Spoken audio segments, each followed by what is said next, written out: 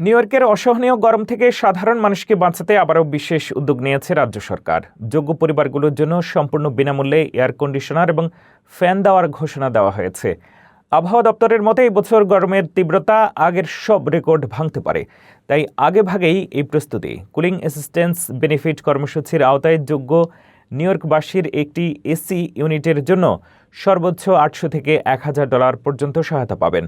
এই খরচের মধ্যেই এসির দাম এবং ইনস্টলেশন বা বসানোর খরচ অন্তর্ভুক্ত থাকবে।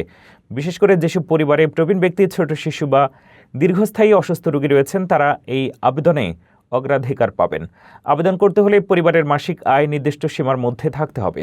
যেমন একজনের পরিবারের জন্য মাসিক আয় $3473 নিচে হতে হবে। যেহেতু এই সুবিধাটি আগে আসলে আগে পাবেন ভিত্তিতে দেওয়া হচ্ছে, তাই দেরি না করে দ্রুত আবেদন করার পরামর্শ দিয়েছেন কর্মকর্তারা।